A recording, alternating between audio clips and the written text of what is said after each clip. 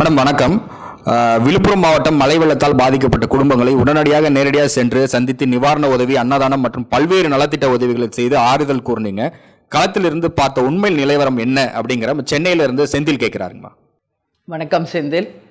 இன்னைக்கு மக்களுக்காக நீங்கள் கேள்வி எழுப்பியிருக்கீங்க. அதுக்காக முதல்ல உங்களுக்கு என்னுடைய வரவேற்பை தெரிவிச்சுக்கிறேன், வாழ்த்துக்களையும் தெரிவிச்சுக்கிறேன்.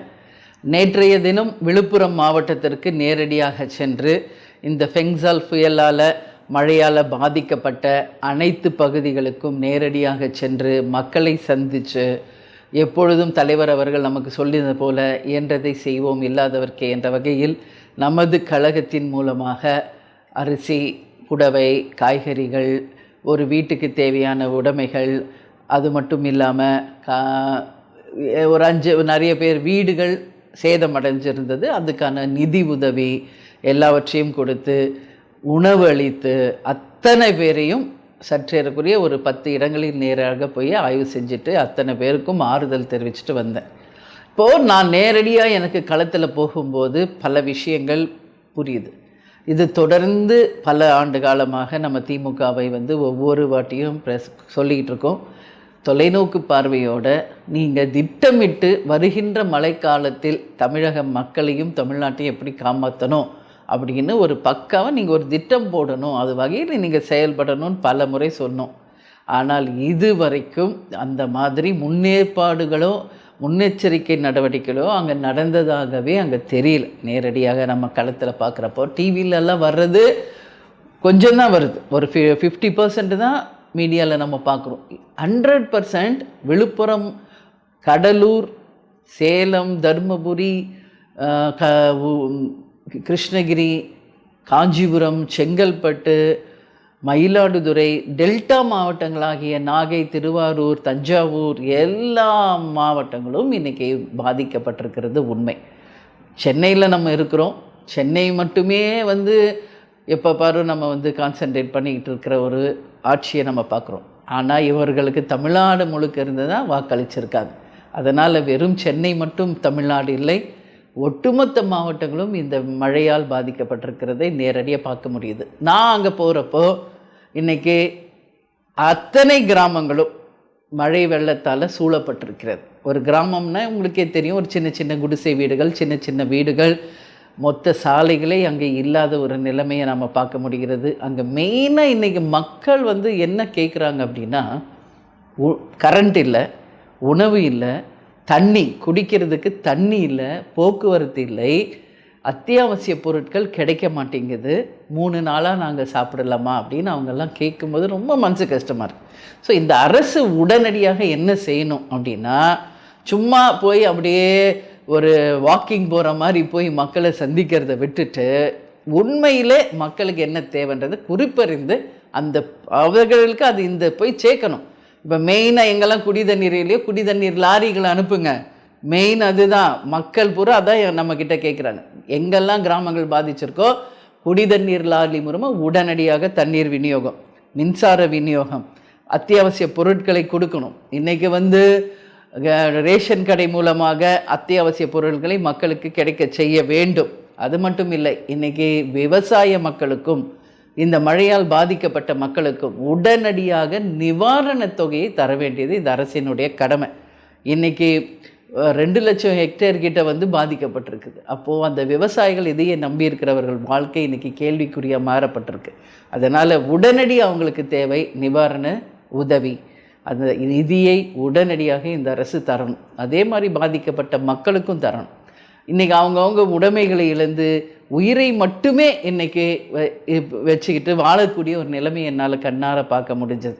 இது ஒரு மிக மிக ஒரு கொடுமையான ஒரு விஷயமாக நான் பார்க்குறேன். அதனால் இந்த அரசு உடனடியாக நிவாரணங்களை வழங்கி குடி தண்ணீர், அத்தியாவசிய பொருள், கரண்ட்டு, சாலை அமைப்பு, எங்கெல்லாம் தூர்வாரலையோ அங்கெல்லாம் தூர்வாரி தண்ணி போகிறதுக்கு முதல்ல ஒரு வழி செய்யணும். இன்றைக்கி விழுப்புரம் நான் போகிறேன், bus stand, collector office, hospitals எல்லா இடமுமே தண்ணியில் மூழ்கி இருக்குது.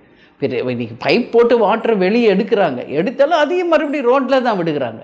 இப்போ உள்ளே இருக்கிற தண்ணி எடுத்து ரோட்டில் விட்டால் ரோடு ஃபுல்லாக இன்றைக்கி வெள்ளக்காடாக மாறிக்கிட்டு இருக்கு. ஸோ இதுதான் அங்கே நிலைமையாக இருக்குது. அதனால் வெறும் திட்டமிடல் இல்லாமல் எதுவுமே இங்கே சாத்தியமில்லை. திட்டமிடுவது யார் செய்ய முடியும்? ஒரு ஆட்சியாளர்கள் மட்டும்தான் செய்ய முடியும், வேறு யாரும் செய்ய முடியாது. இதை பற்றி எதிர்க்கட்சிகள் கேள்வி கேட்டால் எடப்பாடியாருக்கு நான் பதில் சொல்ல வேண்டிய அவசியம் இல்லை என்று ஒரு பொறுப்பில்லாமல் முதல்வர் பதில் சொல்கிறார். ராமதாஸ் அவர்கள் அதானியை பற்றி கேள்வி எழுப்பினால் அவருக்கு கோபம் வருது. எந்த ஒரு விஷயமுமே நெருப்பில்லாமல் புகையாது. உங்களுக்கு மடியில் கனம் இல்லைன்னா நீங்கள் நேர்மையாக பதில் சொல்லிட்டு போக வேண்டியதுன்னு எதுக்காக கோவப்படுறீங்க முதல்வர் அவர்களே? எதிர்க்கட்சிகள் இன்றைக்கி கேள்வி கேட்கறது அவங்க உரிமை. நீங்கள் எதிர்க்கட்சியாக இருந்தப்போ என்ன பண்ணீங்க? உடனடியாக களத்தில் போய் ஆர்ப்பாட்டம் பண்ணுறது என்ன, பேட்டி கொடுக்கறது என்ன, நீங்கள் மட்டும் பண்ணலாமா? அப்போ யாராவது அவருக்கு வேறு வேலையே இல்லை, இதான் அவருக்கு வேலை, அவருக்கு பதில் சொல்ல அவசியம் இல்லைன்னு யாராவது சொன்னாங்களா? இது ஆளுங்கட்சி செய்கிற தவறுகளை சுட்டி காட்ட வேண்டியது ஒரு எதிர்க்கட்சிகளோட கடமை. அதை ஏன் நீங்கள் கோபமாக எடுத்துக்கிறீங்க? அப்போ உங்களால் இயலாமை, இந்த அரசின் இயலாமை அப்படின்றத நம்ம சொல்ல முடியுமா? அதனால் எதிர்க்கட்சிகள் சொல்கிறத உங்களுக்கு நன்மைக்கு, மக்களுக்கு நன்மையான ஒரு விஷயம்னு நினச்சி அவங்களுக்கு நீங்கள் உதவி செய்ய வேண்டிய இடத்துல இருக்கீங்க. இப்போ எங்களை மாதிரி ஆளுங்கட்சியில் எதிர்கட்சியிலன்னா தேமுதிக சார்பாக சொந்தமாக உழைத்து சம்பாதிச்ச காசில் போய் மக்களை சந்தித்து நம்ம எல்லா பொருட்களையும் இன்றைக்கி கொடுத்துக்கிட்டு இருக்கோம். ஆனால் ஆட்சியாளர்கள் அப்படி இல்லையே. கவர்மெண்ட் காசு தானே, மக்கள் வரி பணம் தானே, உங்கள் வீட்டு காசா உங்கள் சொந்த காசுலையா கொடுக்குறீங்க? இல்லையே. அப்படி இருக்கும்போது எதுக்கு கோவப்படுறீங்க?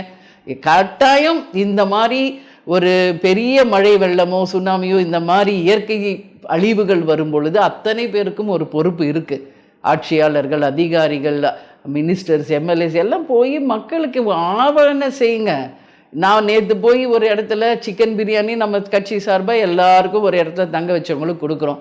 அங்கே நான் கேட்குறேன் மக்கள்கிட்ட, எப்படி இருக்குது உங்களுக்கு உணவெல்லாம் சரியாக கிடைக்குதா அப்படின்னா அவங்க சொல்கிறாங்க ஒரு சின்ன பொட்டலத்தை தக்காளி சாதத்தை கொடுக்குறாங்க, ஒரு பொட்டலத்தை கொடுத்து 4 பேர் பகிர்ந்துக்கங்கன்னு சொல்கிறாங்க. இந்த அளவில் தான் இருக்குது அப்படிங்கிறாங்க. நான் என்ன சொல்கிறேன், இதுக்கு தானே கவர்மெண்ட் இருக்குது, இதுக்கு தானே இவ்வளோ வரிகளை நீங்கள் வசூல் பண்ணுறீங்க.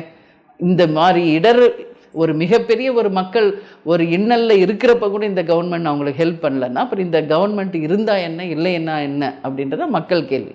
அதனுடைய வெளிப்பாடு இன்றைக்கி ஒட்டுமொத்த மக்கள் கொந்தளிச்சு போயிருக்காங்க. இன்றைக்கி பார்த்தேன் மார்னிங் நியூஸில் பொன்முடி அவர்கள் ஆய்வு செய்வதற்காக போகும்போது விழுப்புரம் மாவட்டத்தில் மக்கள் அவர் மேலே சேற்றை வாரி வீசி இருக்கிறார்கள். இதுதான் அங்கே உண்மை நிலை. நம்ம என்னதான் மீடியாவை வச்சு அங்கே எதுவுமே நடக்கலை, நீங்கள் நடக்கிற உண்மையை மறைத்தாலும் முழு பூசணிக்காயை சோற்றில் மறைக்கவே முடியாது. அதனுடைய வெளிப்பாடு தான் இன்றைக்கி அமைச்சர் அவர்களையும் கூட சென்றவர்கள் மேலேயும் சேற்றை வாரி இறைச்சிருக்காங்க. எனவே இந்த அரசின் நிலைமை இன்னைக்கு மக்கள் சேற்றை வாரி இறைக்கக்கூடிய அளவில் தான் இந்த ஆட்சி நடந்து கொண்டிருக்கிறது என்றால் என்னுடைய வார்த்தை மிகை கிடையாது. இதான் அங்கே உண்மை நிலவரம். எனவே நான் இந்த நேரத்தில் இயற்கை பேரிடர் நடக்கும் இந்த நேரத்தில் நாமும் நம்மளால் முடிஞ்ச உதவிகளை எல்லாரும் போய் செய்யுங்க. அவங்கவுங்களால் முடிஞ்ச உதவிகளை மக்களுக்கு செய்யுங்க. எஸ்பெஷலி ஆளுங்கட்சி உடனடியாக மக்கள் தேவை என்ன என்பதை குறிப்பறிந்து உடனடியாக அதை பூர்த்தி செய்யணும்னு சொல்லி நான் கேட்டுக்கிறேன். துல்லியமாக தினசரி நடப்பு நிகழ்வுகளையும் கல்வி, விளையாட்டு, அரசியல், வாழ்க்கை முறை, மருத்துவம், தொழில்துறை, சினிமா, பொழுதுபோக்கு போன்ற பல்வேறு நிகழ்ச்சிகளையும் உடனுக்குடன் காண கேப்டன் டிவி மற்றும் கேப்டன் நியூஸ் சமூக வலைத்தள பக்கங்களோடு இணைந்திருங்கள். உங்கள் வணிகத்தை கேப்டன் டிவி மற்றும் கேப்டன் நியூஸில் விளம்பரத்தின் மூலம் மேம்படுத்த விருப்பமா? உடனே கீழே கொடுக்கப்படும் எண்ணிற்கு தொடர்பு கொள்ளுங்கள்.